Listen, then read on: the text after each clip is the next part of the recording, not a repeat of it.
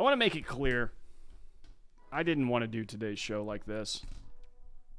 I'm not sure that anybody wanted to have a show like this. I think days like today,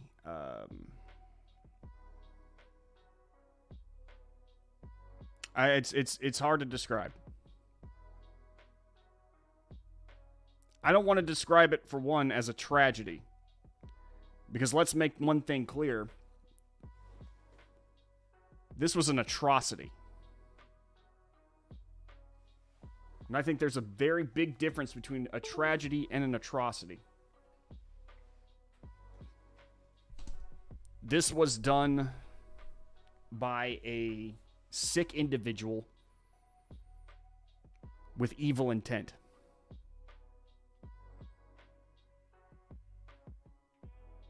And I wish, truly wish, that we could come together as a nation and come up with apolitical solutions, but that's just not the country we live in. You're going to have people who have different ideas on how to fix the problem, and that's fine. That's perfectly fine. But some of these people don't necessarily want to fix the problem. They want to use the problem as a tool. And it angers me to no end. So I'm going to try to keep my composure and not get very angry with these people. Because, look, if you are going to use facts and logic should be enough. You shouldn't have to get angry. That's their job. But I can understand why many people would be very, very angry with these people. Let's just say that. How are you guys doing? Welcome to Wednesday's show. Not a show exactly that I wanted to have, like I said earlier. It is an incredibly sad day. Sad day. Heartbreaking day. We're going to go over what happened in Uvalde. I want to talk about the victims. Fox News has compiled a list of who the victims were, and I want to go over that. We're going to talk about solutions as to how this can be presented in the future. We're going to go over ways that it can't be solved, that many people are suggesting, and you already know what I'm talking about. And I want to go over some of the reaction by our elected officials. Because I think it really highlights times like this. Times like these highlight who is and isn't your friend, who does and does not care. And again, I didn't want to have to go into this, but if there's one thing that I've learned throughout my time working in politics, it's that if you let a message just hang out in the ether by itself, it grows. It gains strength. Thank God for the internet, which allows us to actually counter quickly. So we're going to talk about all that today. It's going to be a little bit of a heavy show. Thank you guys for being here. How are y'all doing? So a guy at work asked me to stop school shootings. I answered, stop making them gun-free zones. That's definitely one of the solutions that we're going to discuss here in a little while. That would be the logical solution, Carrie. Israel have armed security in their schools too. Absolutely. And if you actually look around our nation, we have armed security in almost every place where a lot of people gather. Yet for some reason, it's still an issue to put up armed security in our schools. You're functional. Sometimes it's all you need. And Biden ranting on about how he's sick of the shootings, and he introduced the 1990 Gun-Free School Gun Zone Act. It's like, It's almost like admitting that's part of the problem. Like he helped create this problem. Gave me a bunch to think about. I still need to watch that. I find the topic of gun control makes me very emotional. It makes a lot of people emotional. And it's because the topic of gun control is always... There's always a backdrop of blood and innocent dead to it. Always. It very rarely ever comes up otherwise. And there's a reason behind that. It's because whenever things are going well, people like it's like people remember that their Second Amendment rights are valuable and that law-abiding citizens aren't the issue. And when law-abiding citizens aren't the issue and there's no issue, then there's no issue. So don't really talk about it. Moreover, you'll notice that Democrats have been very quiet about gun control up until recently, obviously, utilizing their old tactic of never letting a crisis go to waste.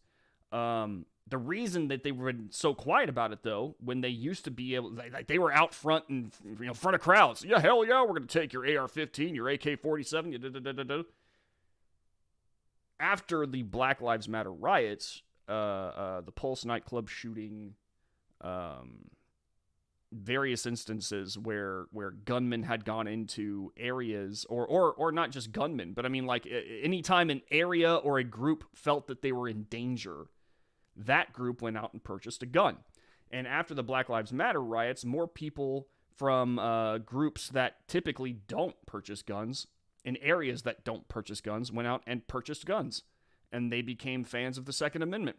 And they don't want to be without their firearms anymore because they might have to, at some point in time, defend their homes from people who have political agendas on their minds. And they're not going to be protected by the politicians of their area. The police certainly weren't protected by the politicians of their area. So it comes down to, I have to defend myself.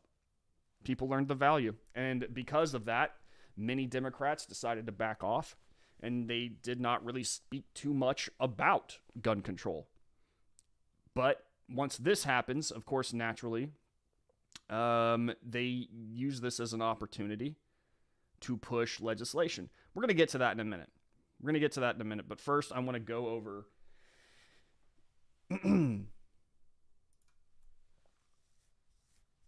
some things here. Texas school shooting. Who are the victims killed at Uvalde Elementary School? I want to go over the victims out of respect just real fast. I felt it was necessary to do so because these aren't just nameless faces. These aren't just numbers and statistics. These are people. These are humans.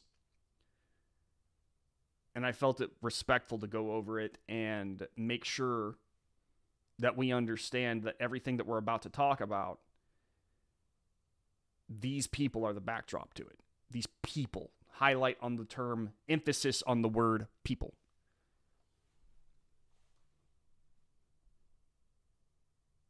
I am really simple. Do not infringe where I stand on 2A. Pretty simple concept. And there's a good reason that we have that. And people forget. You realize every mass shooter since Parkland has been known by the FBI and local police? I have. We're going to talk about that.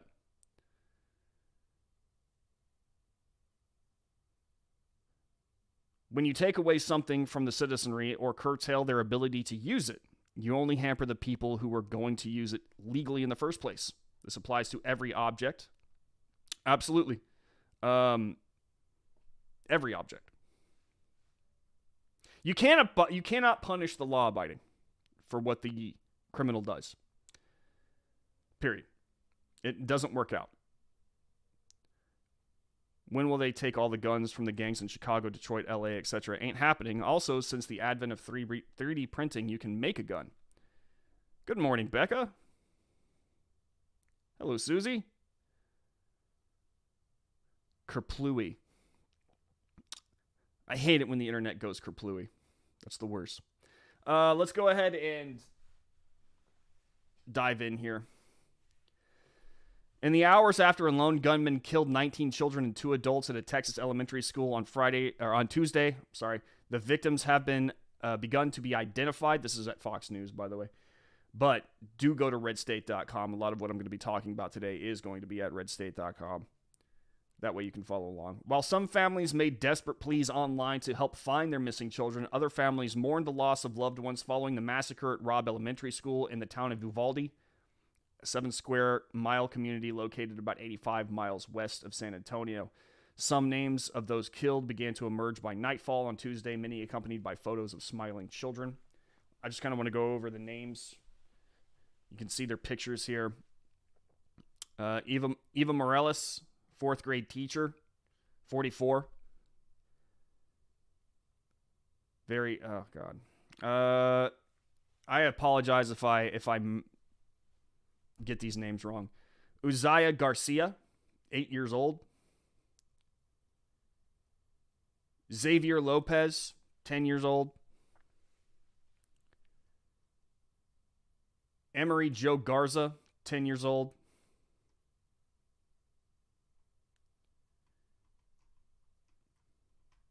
Oop, there was more.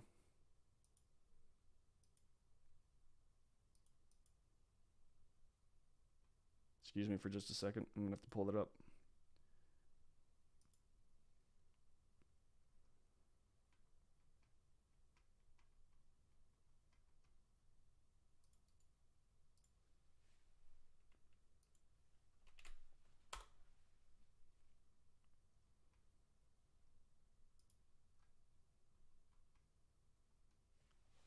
Tess Mata, 4th grade. Emery Joe Garza, 10 years old. McKenna Lee Elrod, 10. Mighty, I apologize. Yulena Rodriguez, 10 years old. Uzziah Garcia, 10 years old. Nevea Bravo, 4th grade. Irma Garcia.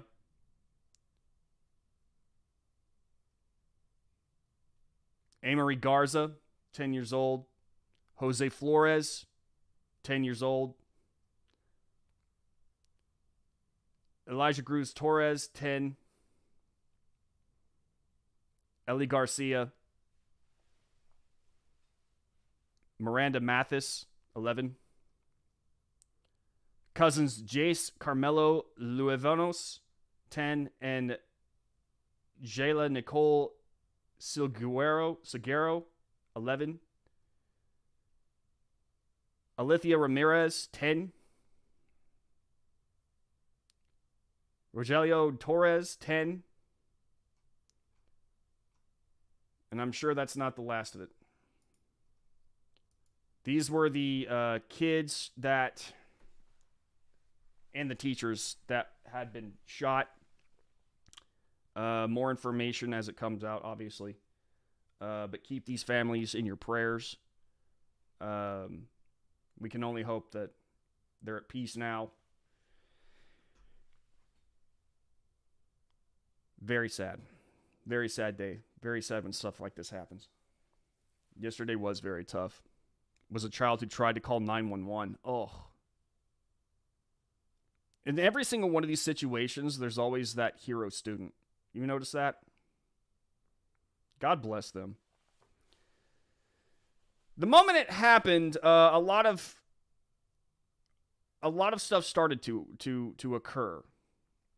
Mainly, you had a lot of arguments pop up. Obviously, we expected our leaders to lead us, and sure enough, many of them did. But a lot of them didn't. And I hate starting, or like right so after I read that with this, but I think it needs to be tackled. Biden, the leader of the free world, got up, and he started to do what Democrats typically do. And that's immediately derail the conversation that we should be having. He wants to make it about inanimate objects. It's not about inanimate objects. He wants to make it about guns. It's not about guns. But I'm going to go ahead and let him speak for himself. As a nation, we have to ask, when in God's name are we going to stand up to the gun lobby? When in God's name we do what we all know in our gut needs to be done? The idea that an 18-year-old kid can walk into a gun store and buy 2 assault weapons is just wrong. What in God's name do you need an assault weapon for except to kill someone? Deer aren't running through the forest with Kevlar vests on, for God's sake. It's just sick. Okay. First off, the Second Amendment's not for deer. And I hate it when they try to make it about hunting. It's not about hunting. Any pro 2A person will tell you that they're not concerned about deer. We're not concerned that deer will come to oppress us one day. The Founding Fathers did not say, hey, here's the Second Amendment in our Constitution, your Bill of Rights, because deer are going to come after you one day, and you need to be well prepared. That's not why the Second Amendment exists. The Second Amendment exists because, first and foremost, we need a way to protect ourselves, and that includes from the government. The federal government is one of the reasons the Second Amendment exists, and not because, it just allows it to exist. It's not the federal government's right to take that away. It's not their say.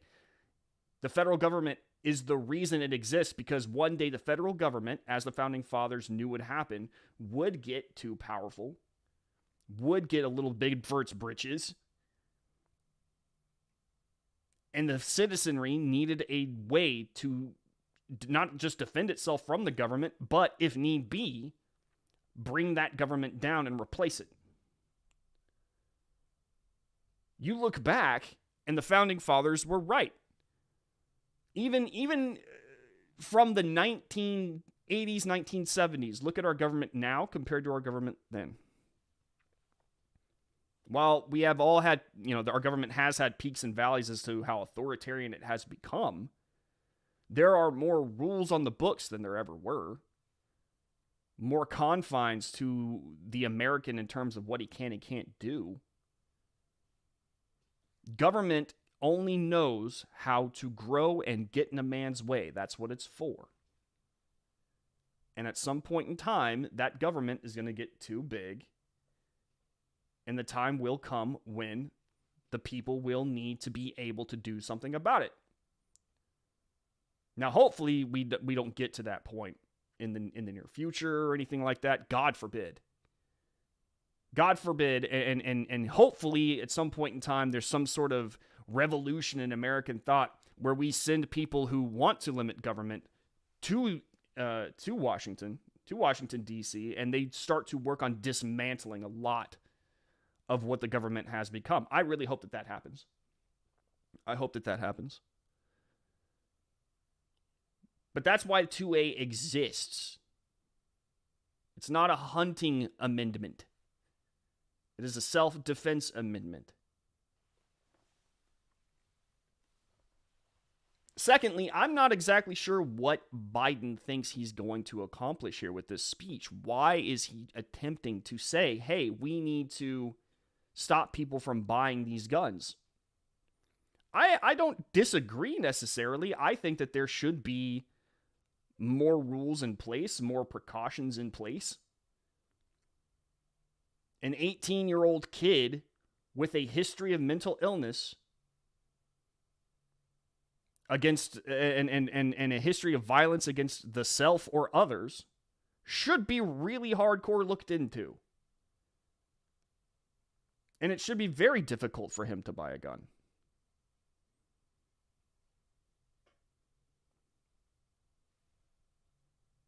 Don't get me wrong, but that's not where Joe Biden's going with it.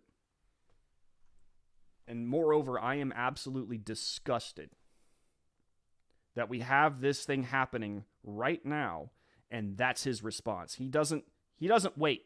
He doesn't wait for the bodies to cool. He doesn't wait for the families to even find out if their kid was one of the dead or not. He's already trying to push an agenda. Already. Instantly. Tucker Carlson, in my honest opinion, said this best. This is up at redstate.com right now. You President of the United States, frail, confused, bitterly partisan, desecrating the memory of recently murdered children with tired talking points from the Democratic Party, dividing the country in a moment of deep pain rather than uniting. His voice rising, amplified only as he repeats the talking points he repeated for over 35 years in the United States Senate. Partisan politics being the only thing that animates him. Unfit for leadership of this country. I mean, I can't say it better than that.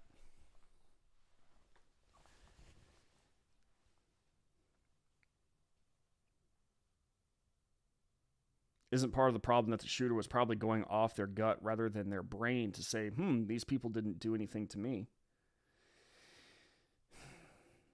I'll tell you what part of the problem is. Part of the problem is that, and I've said this before, I think I said this during the Buffalo shooting. This kid clearly he was messed up in the head. He was messed up in the head. You can kind of see details are emerging right now. This is up at the New York Post. They interviewed some people who knew him. He would do weird things, according to them. At a Texas, he would cut up his own face, quote, for fun, according to his friends.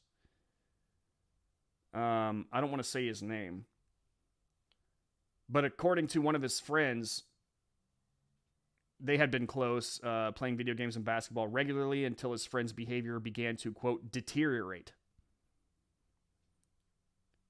At one point, he recounted that the shooter had shown up at a park with scratch marks across his face and said he had been attacked by a cat. Then he told me the truth, that he'd cut up his face with knives over and over.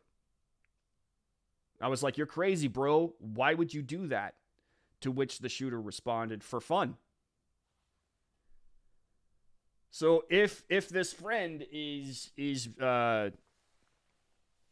accurate,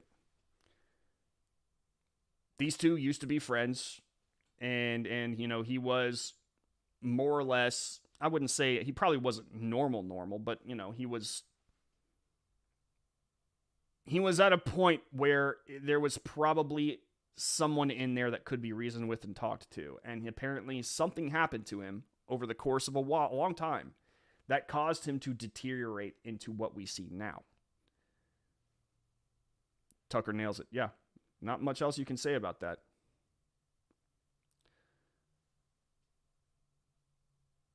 Valdez, the two messaged on Instagram where Valdez shared a meme that said, YTF, is school still open? According to the Washington Post, to which the shooter replied, facts, and that's good though, right? This is after the it was 2 hours before the attack on Robb Elementary School. This is the message that they were sending to each other. Ramos never responded to the message or even opened it. Oh, I'm sorry. I'm saying his name. I've got the wrong guy. Valdez also described how the shooter used to drive around with another pal and shoot people at random with a BB gun, and also egged people's cars. He said the shooter last year posted on social media images of automatic rifles that he would have on his wish list. And a few days ago, he posted photos of 2 rifles he referred to as my gun pics. I don't think that in itself isn't necessarily a bad thing. I've done that. But clearly someone who is cutting their own face and going around and shooting people with BB guns, red flag. Friends and relatives said that the shooter had been bullied throughout middle school for a speech impediment, a stutter and lisp, according to the Washington Post. His cousin Mia said she saw students mocking his impediment during middle school, where he tried at first to ignore the bullying, but then told his grandmother that he didn't want to go back to school. He wasn't very much of a social person after being bullied for the stutter, said Mia, who declined to provide her last name. I think he just didn't feel comfortable at school anymore. A childhood friend said he would get bullied hard, like bullied by a lot of people, over social media, over gaming, over everything. He was the nicest kid, the most shyest kid. He just needed to break out of his shell, said his friend. He was once subjected to homophobic slurs and posting a photo of himself wearing black eyeliner. Garcia said he tried to defend his friend before moving with his mother to another part of the state for her job. He just started being a different person. He kept getting worse and worse, and I don't even know. Do you guys see what's unfolding here? He posted videos on his Instagram where the cops were there, and he'd call his mom a B and say she wanted to kick him out. He'd be screaming and talking to his mom really aggressively. This is all telling the story of a kid who was suffering severe mental anguish.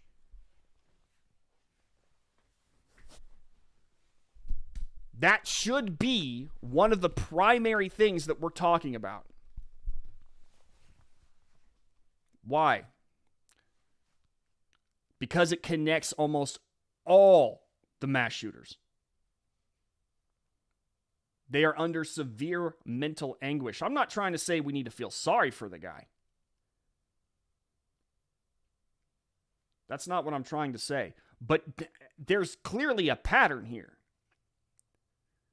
And if we're interested in treating the disease and not the symptoms, then maybe we need to start looking into mental health and how people are affected and what it does to affect them, what their solutions are. Clearly, this kid's solution was to have a breakdown and go on a shooting spree involving innocent children. Why aren't we talking about this? Why is this not a central thing that they talk about, eliminating guns. They want to push gun control. On who? Pushing gun control is only going to matter for the people who obey laws. This kid was clearly not interested in obeying laws. What's gun control going to do? You know what would be far more effective? Maybe getting these people who are clearly on lists, who are clearly under watch, who are clearly exhibiting very bizarre, sometimes violent behavior, spouting off very violent rhetoric. Maybe these people need to be put under some sort of psychiatric help.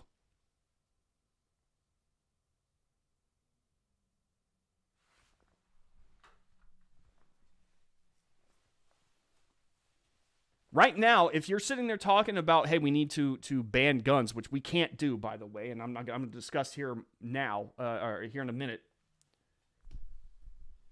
Talking about getting rid of guns is like giving someone an Advil for brain cancer.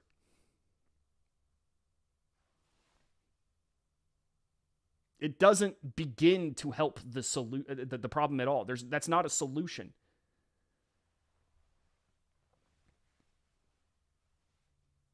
Had lots of weird behavior. Yeah, it's classic. It's classic weird behavior, bizarre behavior for this kind of person. When someone loses empathy for living things, it is a big problem. Absolutely. And I bet this kid lost all his empathy for living things because he probably had convinced himself, and he had help from outside. As you can see from all the people who can attest to who this kid is and how he grew up, I'm wondering, I bet he thought no one had any empathy for him.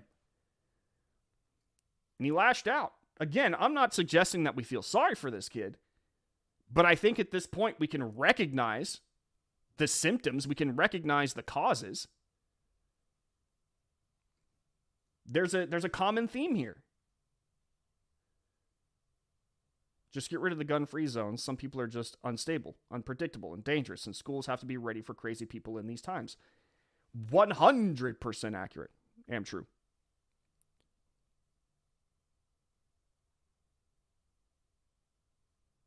Noob, you're killing it, dude.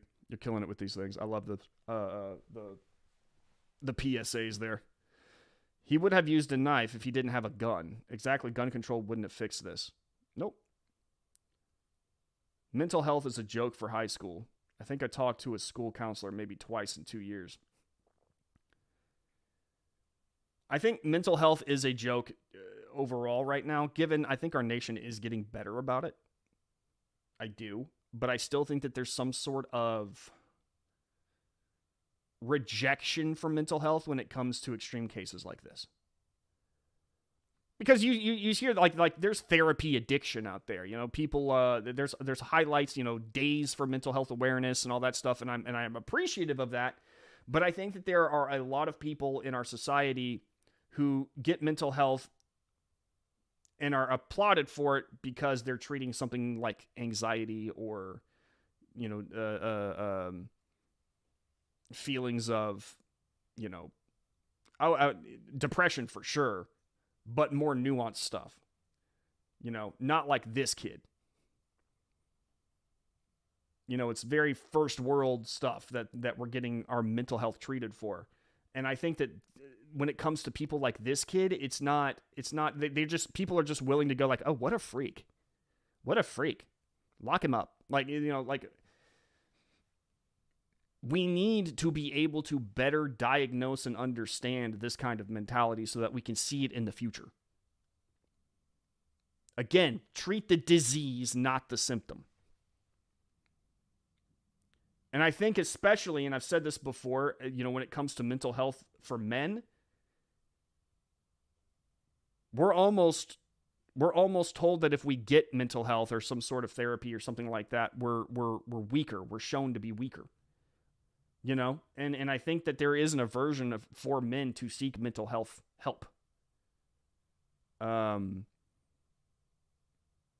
it's just a dangerous cocktail. And I think that a lot of times what you end up seeing is men not killing other people, but just killing themselves. The suicide rate for men has gone up over the course of years. And we live in a society right now where the pressure has never been greater. I mean, the one thing about the internet, thank God for the internet where information can spread and we can find the truth much faster than we used to be able to. And it's much harder for mainstream culture and politicians and activists to control the narrative. Thank God for that. But also the internet has brought with it the demand that we perform at all times. Social media of any kind is performance in some way, shape, or form. And even let's say you're not on Facebook and you're just career oriented. LinkedIn also makes you perform. Like you have to have you have to be impressive in some way. Whether it's LinkedIn, Facebook, TikTok, Instagram, and it's all there for people to see. And what's more, all these people are comparing themselves. You do it too. Don't think you don't. All these people are comparing themselves to other people and wondering what it would be like to have their life or their success. Everybody does it to some degree. Everybody does. To some degree. For some, it's all consuming. Depression is not uncommon, and that's a big cause of depression nowadays. You're not performing as well as the person that you just scrolled by. They're living their best life. You're sitting on a couch eating Cheetos, binging The Office. Which everyone does that. I mean, I don't eat Cheetos, but, everyone binges The Office. What's up, Delacroix? How you doing, man? Getting in late, but it sounds like Brandon was saying something similar to what I think. There is a problem when a kid grows up being told that because he is male, he is the problem, not treating. No, big time. There was a doctor who said it, and Christina Hoff Sommers repeated it and made the phrase famous, but it was, they treat boys in schools like defective girls. I can remember that started back when I was a kid. And I was told that there was something wrong with me because I was acting like a boy. I wanted to get up and run around. I didn't want to focus, sit down at a desk and listen to a teacher drone on. I wanted to learn by doing. Today, boys are considered defective girls. We're emasculated. And then we're told that if we try to seek mental help by everyone from, the greater culture to even significant others, they look down on you if you display weakness. And it really it causes a mass amount of depression. There are studies on this. It causes a mass amount of depression amongst men. Most of the time, they just go and kill themselves. The vast majority of the time, but every now and again, this happens. Mental issues, when they are seen, punishing millions of law-abiding citizens isn't the solution. Exactly. Walter Gura, let the teachers arm themselves. That is definitely one of the solutions that I want to present. Schools used to be about learning. Now they're about social brainwashing and narratives. Losing the purple-haired teachers and hire real teachers, and you're halfway there. I make no mystery about this. I'm incredibly prejudiced against the public school system. That'll happen after they started shoving pills down my throat when I was a kid to get me to behave. And then, over time you watch as teachers become more like preachers than educators. And then now you see, thanks to libs of TikTok, a lot of these teachers come out and they're literally trying to brainwash your student. But that's another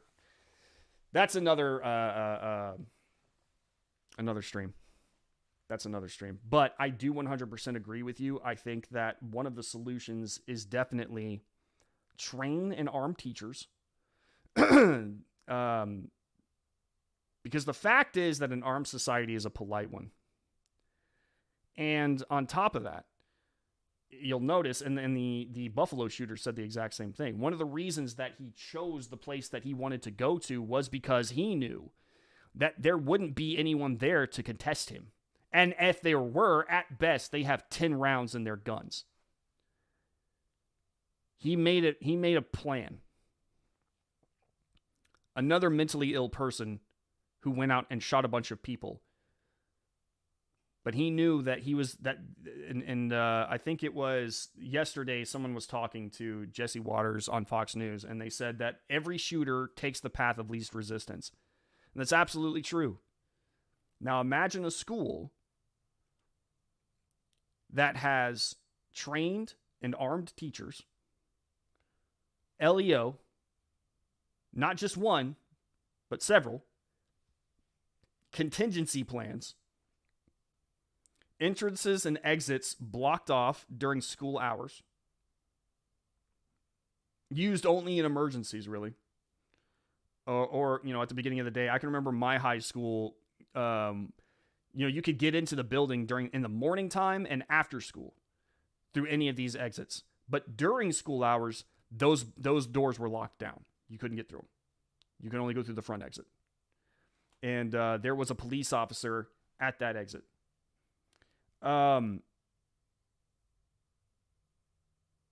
If we can see something like that across the nation, guaranteed there would be the school shooting issue would almost come to a halt. I'm not saying that there wouldn't be attempts or someone would get hurt. Surely something's going to happen. At some point in time, somehow. You cannot prevent danger completely in a free society. You just can't. But at least in this case, we would see a massive drop. Massive. It's interesting to me that we have a lot of funding that went towards schools for COVID-19, just care in particular. A lot of funding for COVID-19. You're going to tell me that we can't find any for LEOs? Contingency plans, armed teachers? There was a study done not long ago, and I think it was Tim Pool back when he was working at Vice. He actually went to a school where they did arm the teachers. And that school never had an issue. Not one. Now, given most schools never have an issue, but that's one school that will never have an issue. Because the moment a shooter walks into that building and starts taking aim at students, there are about 4 or 5 teachers ready to kill him first. That is if he gets into the building. My grandkids are being homeschooled. Dude, I want to homeschool my kids so bad. Am I the only one who doesn't like The Office? Yes. No, it's someone past the Cheetos. That wasn't me in high school. I missed 45 days in 1 quarter in algebra, though. I was picked on a lot in high school. It made me very insecure growing up. I was picked on in high school, too. I was actually picked on quite a bit in elementary school. I was a very small kid back then. And I had divorced parents. I was, it was a weird situation. And as such, I grew up as a weird kid. So I was picked on quite a lot. And thank God that I had people who were very good to me and showed me love and made sure that they knew that, despite the fact they taught me how to handle criticism and bullying. Thank God for them. Because I would be a much different person if it wasn't for them. But we all would. It would all be the same exact story. Those of us who were picked on and those of us who were bullied and experienced some severe bullying, I did. Many of us had loved ones. Many of us had people who cared. Many of us had people who were there to listen. And you work it out. But sometimes that's not always the case. And sometimes things get too extreme for people to want to reach out. And you get kids like this. Mental health is a big deal, guys. Communication is key, period. Makes the world go round. Amen. No one will shoot back, and they have a few minutes before the cops get there. Path of least resistance. I have to wonder how far do we go with school security and not make it seem like a prison. Here's Delacroix. I've seen this, and Dana Lash said it best. You go to any event where a lot of people are gathering together, like, a football game, a concert, or something like that, you're going to go through you're probably going to at least go through a metal detector. You might get wanded. You're probably going to have to empty out your pockets. Sometimes they won't even let you bring bags that aren't clear and plastic in. I go to these things and I don't feel like a prisoner. And I feel like if, we're going to have something like that at concerts, we should definitely have something like that for our kids. I don't mind something like that for the kids. This is the most precious resource in America.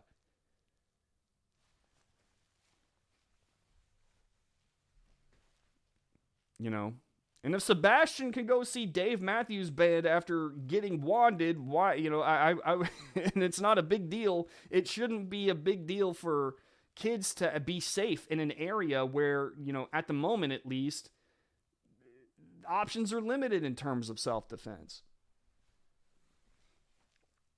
Even if it was an on-site police officer or guard. We had back at my high school, we had 3 officers on duty in the school at all times. And their specific job was to be a police officer at that school. They were part of the police force, but they were like a school unit. This is in Woodstock, Georgia, by the way, back where I went to high school. And it was, you had, the most that would happen in these schools is you would get into these fights from time to time, and the officers were right there to break it up. It was pretty safe. It's a pretty safe school. And I'm just thinking, like, why not have many schools just like that? I would not have a problem with huge security for schools. Kids are there to learn and be safe. Works for me. They may not like it, but hey, I was picked on in high school. Was the nerdy kid, but kind of, not that big. Didn't turn into a killer. Yeah. Did you have, Delacroix, did you have people there for you? Friends and, trying to talk you through it? And of course, back then, I have to say this also, though. Back then, social media was not what it used to be. So I bet for people like us, turning away from it was a lot easier. After Virginia Tech shooting, a local news station tried to get into colleges without keys and passes, successful in all but one school. Scary. There are groups out there like that their entire job, and they do it pro bono. They go into schools and they enact, obviously they don't do it, real. But they try to do what a school shooter would do, and they actually go through the school and point out its weak points, best defensive measures, what could happen in this situation, in that situation. They come up with contingencies that the school can then use. Why aren't these going around the nation? Why aren't they being utilized? We have the resources. If you're a teacher and you aren't willing to do whatever it takes to protect your students, you're probably in the wrong field. Yeah. I don't disagree with that.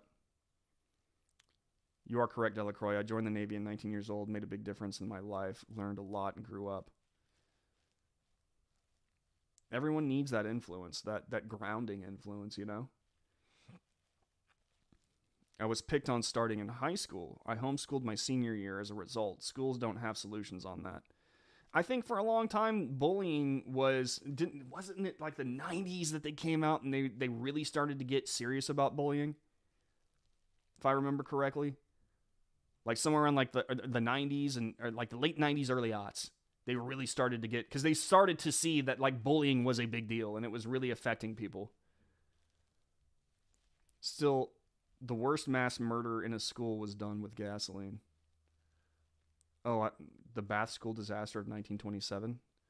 Oh, I never heard of that. But Becca, my point is that they still, I feel like they still haven't mastered exactly what it is exactly they need to do when it comes to kids who are being bullied. They know they can stop the bully, but bullying takes so many different forms now. It used to be like, you got beat up on the playground and a kid took your lunch money and made fun of you during class. You go home and your mother is pissed off. She goes to the school, complains, does something about it. All sorts of stuff could happen. Now kids have social media and all the bullying can happen digitally and it's never ending. You used to get a break from it when you'd leave school. I know I did. I used to have, I still remember his name, son of a bitch, Ian Gloka. Used to beat my ass almost every damn day in elementary school from like first, second grade. And, I would go home and that would be my time away from all that. I would be around friends and loving family members and, I would complain and my mom and my dad would tell me what to do. My dad would be like, hit him back. You reach back and you hit him as hard as you can. That kind of stuff. Now it's like you get home and you've got messages waiting for you telling you how you're a horrible person, nobody likes you, you're a pansy, you're this, you're that, and it never stops. You can't escape it. It's constant. Picked on, listened to metal, played violent video games, dressed in all black, had a trench coat, haven't killed anyone. That you are one of many, but you want to know something, John? You know what I think one of the things that helped you out was? It actually was video games, because video games have been proven to lower the aggressiveness of those who play them. Lots of studies out on that. Yep, John didn't have a trench coat though. LO Metallica and Black Sabbath, etc. And Super Mario Bros. Listening to Metallica and then playing as an Italian plumber. My high school was so different. No cops' lockers, had no locks. We were one big happy family. Yeah, you can't do that nowadays, though. You got to have locks on the lockers. But my high school actually did have a dog. And the dog would go through and sniff the lockers. You'd come back from class and you know the dog was there because that dog liked to slobber. And there would be like lines of slobber going across. Didn't have mental issues. Learn not to listen to chumps who picked on me. Yeah. That was the late 80s. Yep. About the 90s, they started cracking down on bullying. Yeah. It started to become a real problem. I mean, it was always a problem, but I think, you know what? This is just a theory that I had. One of the reasons that bullying became so much worse is because we entered into a time. I'm going to digress just a little bit, and then I want to talk about why a gun-free America is impossible to attain. But one of the reasons that I think bullying became so much more of a problem is because back in the day, whenever a kid was bullied, his dad would come up and say, all right, you're getting bullied. I'm going to teach you how to fight, and do not be afraid to kick his ass. You even if you get your ass kicked as a result, at least fighting back a little bit will give him an idea that maybe it's dangerous to try to hurt you in return. Like, he might get hurt back, and he doesn't want to do that because bullies, like shooters, take the path of least resistance. They want the kid to not fight back and complain and tell the teacher and stuff. They think it's funny. So back then, you had fathers who would come up and be like, no, fight back, rear back. It's okay. It's okay to hurt the other kid. It's okay to hurt him. Go hurt him. Do whatever you can. Then we entered an age where violence is bad no matter what. And I can remember I was in a store, and there was a mother walking with the kid. He must have been 7 years old or something like that. And he was complaining to his mother about a kid who hits him. And he said, I hit the kid back. And the mother stops and goes, no, violence is never the answer. And I just wanted to grab the kid and be like, yes, it is. Sometimes it is. Like, you need to fight back against these bullies. Fight back against the bullies. So we have this culture where kids aren't allowed to push back anymore. It's not okay to fight anymore. It's not okay to fight your bullies anymore. Now you have to go to an authority figure for it. And so we have this culture where bullying just got worse because you're not allowed to really defend yourself anymore. That's my theory, at least. Bullying will not be tolerated unless the bully is well-liked by school and staff, kind of like protected class. Yeah. Yep. That's actually true. Man, I remember in school there was this one girl who used to bully other girls. And she was the popular kid in school, and she never got in trouble for anything. That's one of the reasons she kept doing it. 100 million gun owners didn't kill anyone yesterday. Yep. We should take out our frustrations and aggressions on pixelated cartoons. Be better if we did. James, Morse usually posts on Twitter and Discord, but he's going live here. Yeah.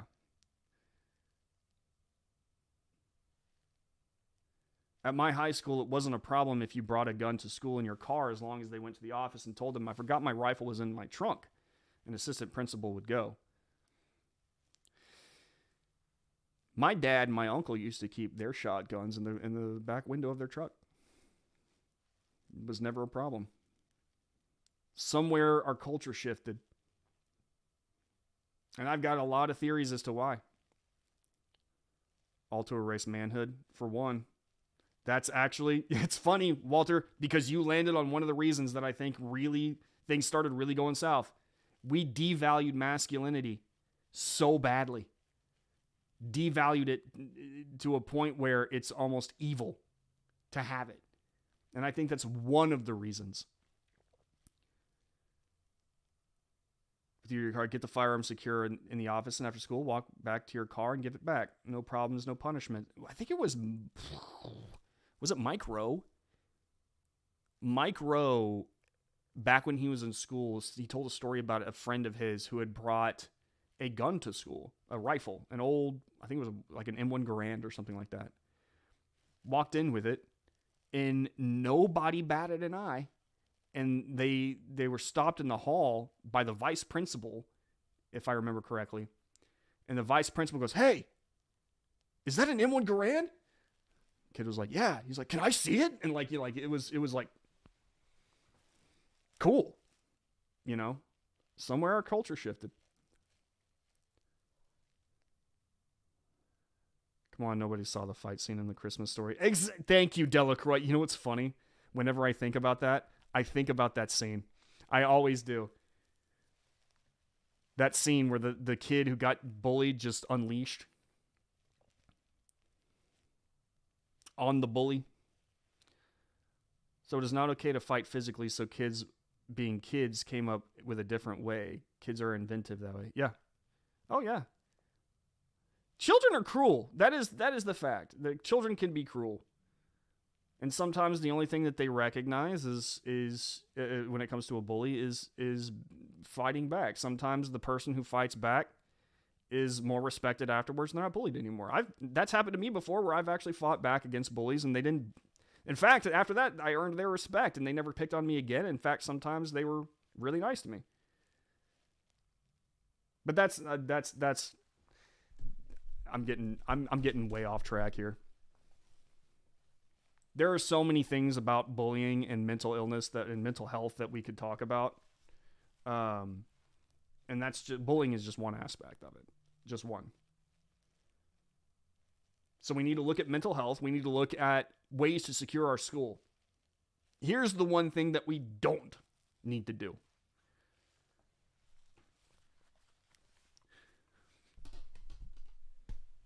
A gun-free America, as many of these politicians are suggesting, many of the celebrities, activists,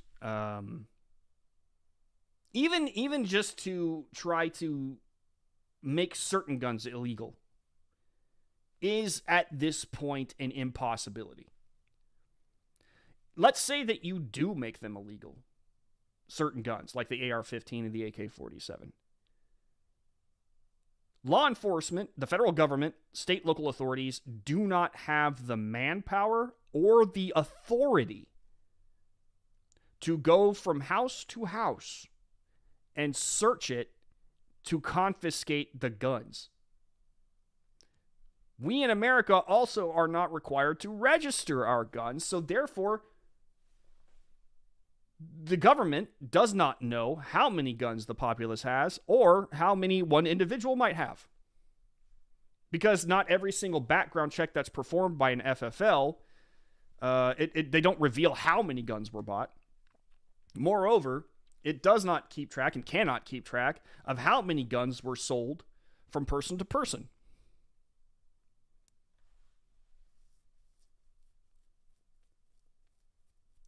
Having a gun-free America is impossible. And here's the thing. In order to first make America gun-free, you would have to do two very big, damn near impossible things. For one, you'd have to eliminate the Second Amendment. And I don't know if you guys know what it takes to eliminate an amendment, but it's too much. It's too much. And the Bill of Rights was made that way on purpose. They didn't want people to be able to just swoop in and suddenly take rights, God-given rights, away from people. It takes a lot. For instance, to take away the first, in order to even begin getting rid of all the guns, you first need to take away, by the way, I wrote this back in 2016, excuse me.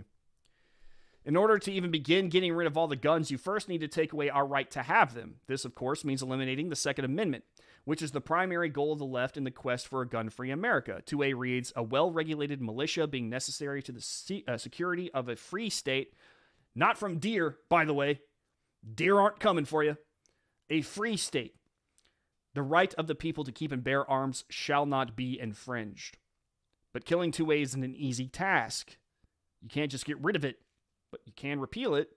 In order to do that, you first have to create another amendment to the Constitution that makes 2A null and void. To do this, you have to go through the motions laid out in Article 5 in the Constitution, which roughly translates to a 2/3 majority of both the House of Representatives and the Senate, voting for an amendment change, and 75% or 38 of the states must give the nod for the amendment to be passed.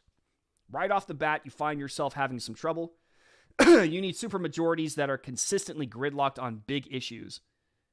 And you need them both in both houses of Congress. Already you're looking at an uphill battle. Furthermore, the states like their guns. That is 100% accurate. So you need 75% of everyone in Congress and the Senate to all agree that the Second Amendment has to go. Which is not going to happen. I mean, in its current state of America at the time, many states really do like their guns. They like their freedom to have guns. They understand the importance of guns. They're not just going to sign that away. They're not going to. Pipe dream. But here's the other thing. Let's say that the Second Amendment is signed away. You know, through some dark miracle, the government manages to get rid of 2A.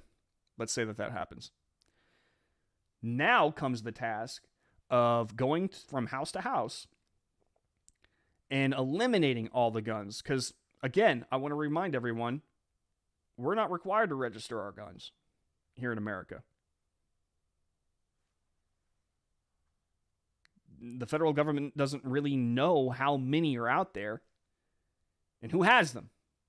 Doesn't know.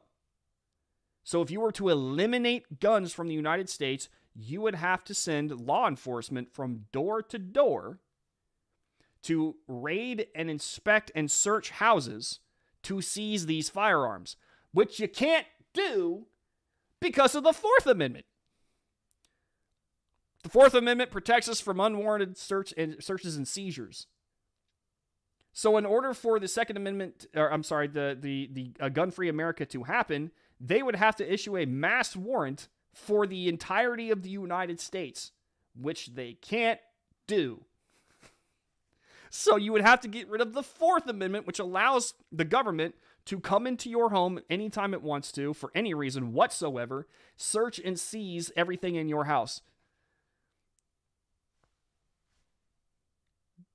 That's just like, and I'm talking like not just go in there and start searching. I mean, like, they're gonna have to tear it apart because people are gonna be hiding their guns.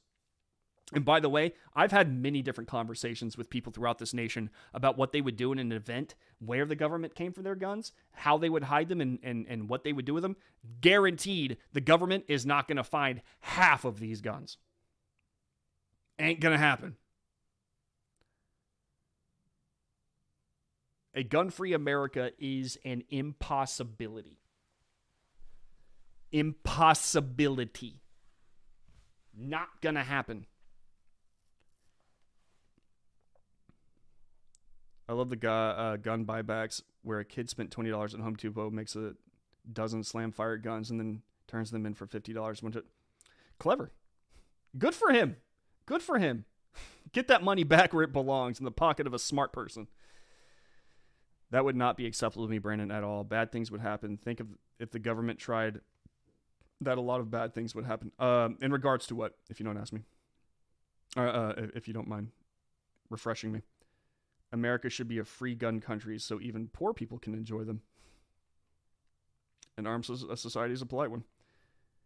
Didn't see any wildlife in that statement. Exactly. When you sign up for the draft at 18, you should be given a rifle and a pistol and monthly allowance of ammo for target practice. You know what, James? If we spent more time in this country not using fear when it came to firearms, not pushing like blind panic when it comes to firearms, and we pushed more responsible gun ownership and training, if we made that a part of the culture, as guns already are a part of our culture, they are, that's an inescapable fact. How many deaths do you think would have been prevented? And I'm not just talking about mass shootings. I'm talking about accidental deaths, fewer crimes. Something to really think about. Because if we embraced the culture that we are, which is a gun culture, we are a gun culture, embraced it, and made it a very solemn thing for us to have, and you know, the training and the precautions, the emphasis on personal responsibility, what kind of society would we have today? Grandfather taught me to shoot a rifle on his ranch. I was like maybe 9. Same, I was young. I was very young. The Democrats still won't stop pushing it, though. It is their way to control the population. Just look at New York City. It is a gun-free zone, but people still get shot. I'm going to talk about that in just 2 seconds. Because I'll talk about that in just a second. I think it was Amtrue who said it previously. If they somehow manage to take away 2A, we probably end up in Civil War II. That's the other thing. The LEO problem. You do not have the manpower. You don't have the manpower to go from door to door and search every single house. You don't. There aren't enough officers in this country. And on top of that, let's say that through some dark miracle, it does happen. Second Amendment is repealed. Fourth Amendment is repealed. Let's say all that happens. Do you think that there are going to be police officers who go, yeah, I'm going to do this. I'm going to kick down doors. I'm going to go from my neighbors. I'm going to go into their house and I'm going to search for guns. No, they're not going to do that. Many would resign immediately. Back when Colorado tried to pass a red flag law, I think it was like a couple of sheriffs stood up and were like, I'm not enforcing this stupid ass law. I'm not going to do it. Not only do we not have the manpower for it, it's dangerous. Because when you come for people's guns, they're probably going to fight back. Not going to do it. Straight up just rejected the law that was passed upon them. So you're not going to have the law enforcement community at your disposal for this. There is no such thing as a gun-free America at this point. I would not hide. Would probably not end well for me if they tried to confiscate legal firearms. See, Amtrue is one of them. I mean, you take away God-given rights, people are going to fight for them. Boats are super dangerous, but they are damn fun. Brandon, thank you so much for doing this show today. This conversation was needed. Thank you, Pekka. I needed it too, believe it or not. They took firearms away in Britain. Now they have people going crazy with knives, swords.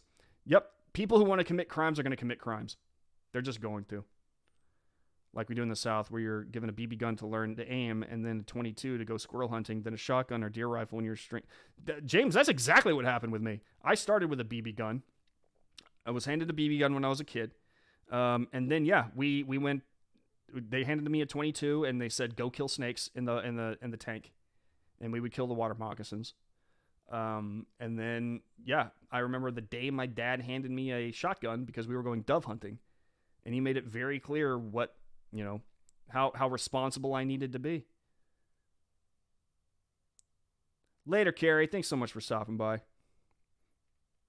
True story, I was robbed at gunpoint because of my training. I thought I was dead. He just took the money. But I learned you never point a firearm at something unless you plan on using it. Scary. One of those things, and I'm very sorry that happened to you, Amtrue. I'm glad you didn't die, obviously. But I'm taught the same thing. You never pull out your weapon unless you're willing to kill somebody with it. But again, this is not... I bet that guy didn't have 1 ounce of training. Not one. 1 million cops, 2 million in the military versus 100 million pissed off gun owners. 100 million is a very conservative estimate. Very conservative, but I get your point. Only law-abiding follows laws, so it does nothing against criminals. Amen. Every time something like this happens, going and saying, well, the law-abiding need to become more law-abiding doesn't make any sense. Not even a lick. Think about how many retired military that did in Iraq and Afghanistan in combat zones would be going, Barney Fife is going to kick in my door. Yeah. It's not going to happen. They don't have the power. And here's the thing, and this is what I want to end on. I am very positive that Democrats, at least the ones in power, know for a fact they don't have the manpower for this. They know that it is an impossibility at this point to repeal 2A. They know it's an impossibility to repeal 4A, which they never talk about, because if they did, many people would not be on board with this, including on the left. People love their privacy. They know that for a fact. So, what they're clearly doing, and this should piss you off because it pisses me off, is whenever something like this happens, you have a lot of politicians out there rah-rahing for gun control, getting people worked up about repealing the Second Amendment, and all these evil Republicans who care more about their guns than the kids. This is nonsense, absolute nonsense, but they know for a fact that they cannot achieve what they say that their goal is. What they're really doing is trying to rally a base, trying to get people angry and divided so that they're more likely to hand the vote over to the Democrats when the time comes. Let me make it very clear. I do not think that this whole shooting, or any other shooting for that matter in recent history, was a red flag operation. That's not what I'm saying at all. Do not ever misinterpret me. But one of the reasons that you always see these Democrats immediately go for the political angle is because you can't let a crisis go to waste, because a crisis, utilized properly, gets you more power. These people don't care about kids. If they did, they wouldn't immediately start trumpeting their narratives and agendas the moment they hear about a shooting. Every single time there is a shooting, you see the media, activists, politicians, they start to gear up immediately. They trumpet talking points, just like Tucker said, that they've been trumpeting for years now. Immediately. They don't want to talk about actual solutions. They want you to get mad. They want you to get emotional. They don't want you thinking rationally. They just want you to know that something must be done when I'm the person to do it and I know the exact way to help it. Dude, it's all fake. It's all theatrics, just like we talked about in the last episode. These people aren't really looking for a solution. The solutions that we talked about today are good starts for solutions. They're realistic. Because you're not going to have a gun-free America. You're not going to have people suddenly give up the guns that they purchased just because you said that they should. Even if you make guns illegal, like certain guns, AR-15s, AK, even if you make them illegal tomorrow, you're not going to have people turning them in. You're going to get some, but not a lot. This is America. We don't do that here. I question the morality of any politician who immediately starts trying to make people angry at one side or another. I don't care if it's the NRA or Republicans like Ted Cruz, Greg Abbott. I don't care. The moment that you make this a partisan issue is the moment that I start to question who you are as a person.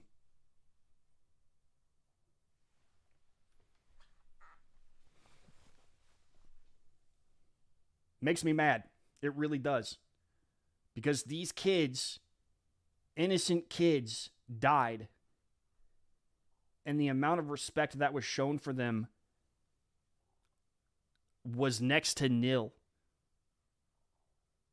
It was a political tool the moment the stories hit the mainstream, the social media. It was an agenda item. It was a narrative crutch. Let me be very clear about something. Innocent dead children are not a soapbox for you to make your political enemies seem like horrible people and to push bad solutions. Strictly meant to make your voting base gather together and cheer for you. You sickos. Damn, that makes me mad. The door that you just kicked in was there for your protection, not mine. Dude, amen. I like that. I like that phrase.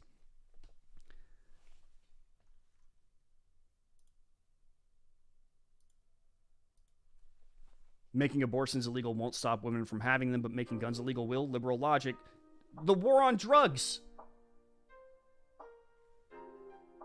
Did the war on drugs help? No. The drugs are still here. They're everywhere. They think that it's going to be any different with guns? No. The media was huge on New York shooting until they couldn't silence the shooter. Was a racist Democrat, then silence. Exactly. You can see, like I was just saying, you can see them gearing up, but the moment anything happens that makes it inconvenient, they shut it down.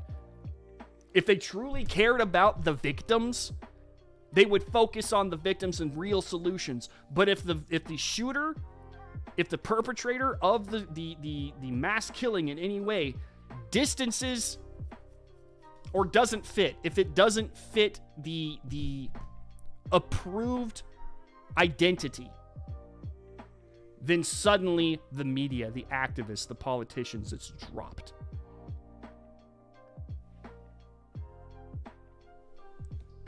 Do we really think that they care about victims? No. Do they really? Should we really think that they care about these kids? No. No. The moment you make it political, it's clear that it's not about the kids for you. I should listen to Tom McDonald. I've never heard of him, but I'll check him out. Gun control is the canary in the coal mine.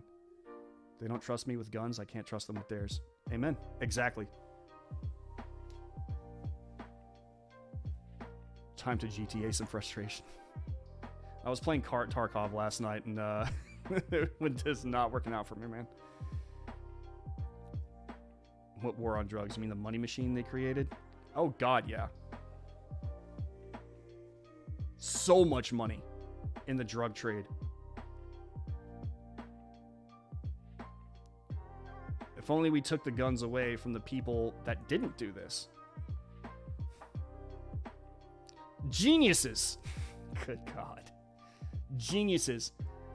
It's about Kevlar vests on deers. Good. What a stupid thing for Biden to say. What a stupid thing for him to say. Why would you even... What? The whole hunting idea really shows how much he knows about the importance people hold with 2A. How many times was he actually confronted with the hunting argument? Because it's not something that I have ever heard any 2A supporter put forth. That tells me that he has been talking solely about gun control and gun issues with his fellow leftists. Because only they bring up arguments about, well, it's about hunting deer. They don't need this to hunt deer with. Dude, if you talk to any 2A supporter, they will tell you first and foremost, dude, this ain't about deer. This is about you. This is about defending myself from people who have the ability to oppress me. Whether it is some random guy who breaks into my house at night, tries to rob me blind and do worse, or the government official who has never been to my town, walks around with really bad haircuts and ill-fitting suits in an air-conditioned marbled hall, making decisions about what I should be able to do with my life. It's about protecting myself from them.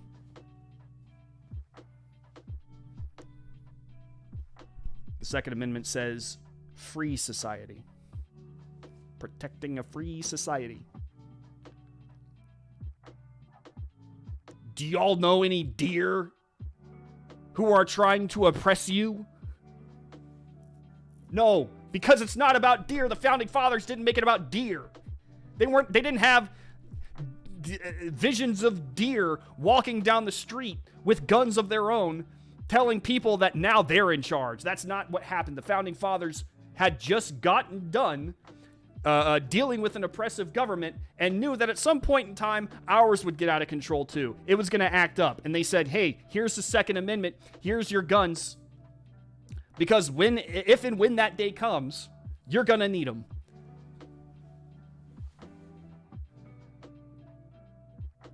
Stupid thing for Biden to say. It gave away his ignorance right then and there. Our soldiers in Afghanistan were guarding poppy fields. See. Oh, Mintat's tried to tell me about it? I'll have to check it out. The CIA was shipping it out. Our government's in the drug trade. Awesome. I'm old enough to remember when Biden said, shoot a shotgun through the door. No. He told, and the only reason I know this is because of Auto-Tune the News. He told Jill that if ever someone was breaking into the house, she should take a shotgun out onto the balcony of their home and fire 2 blasts into the air. I'm like, okay, first off, not everyone has a balcony in their home. Just right off the bat. Just wanted to make that clear. It's like, oh, someone's broken into my house. Better go to the balcony. Fire off 2 shotgun blasts. Okay, so what happens if you fire off 2 shotgun blasts in the air and the guy isn't deterred? What then? Is the guy gonna bust into the room and be like, oh, so sorry, did you fire 2 shotgun blasts into the air? Oh, I didn't realize that this house was not robbable. I guess I'll be on my way then. No. If at that point he's not going, then he's got intent. And death is the only thing that's going to stop him.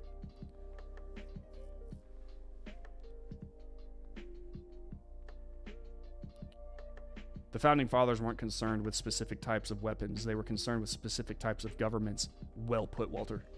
Well put. What else can we expect from the commander and fish food? Well, only when they run away and I need some venison. Venison's damn good, though. I will say that. Thanks, Sam True. Appreciate it. What comes up must come down. That is also true. There's a reason that you're not allowed to fire a gun into the air. Privilege. Yeah. That's preposterous. Yep. 100%. These people will have Secret Service protection for life. These people aren't you, and that's one thing that we need to understand. All these people who are making these rules and are wanting to make these rules against you, they live a completely different life than you. They don't know you or what your life is like. They don't get it.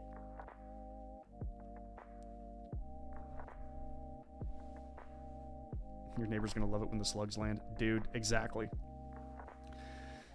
Not for thee, but for me. Amen. Guys, thank you guys so much. I really appreciate you hanging out with me today. Today was a tough show. I'm glad that I'm glad that we were able to do it, though. I am glad that we were able to do it. Like Becca said, you know, it needed to be talked about. I needed to talk about it. Because even the most logical person in this case, obviously, is going to feel some emotions when this kind of thing happens. Sometimes you need to get those emotions out. Sometimes you need to have that reason and logic and conversation in order to work through things. So I'm glad that we have a crowd that is willing to do that kind of stuff. So thank you guys so much once again. I will see you guys on Friday. In the meantime, y'all stay safe out there. And we pray for the families of Uvalde who lost loved ones. Because at this moment in time, that's the best thing that we can do outside of implementing real common sense. And when I say common sense, I don't mean common sense in the way that the left likes to use it when it comes to gun control, because it's not common sense at all. I'm talking about real solutions. We should push for those. Some of those that we push today, others that I might not have even thought about. But we're going to discover them and think about them with real conversation. That's the most we can ask for at this point. Thank you guys so much once again. Follow me at @TheBrandonMorse on Twitter if you're not already. Go to RedState.com. Hang out with us there after this. And I will see you guys later. Thanks a lot. Bye.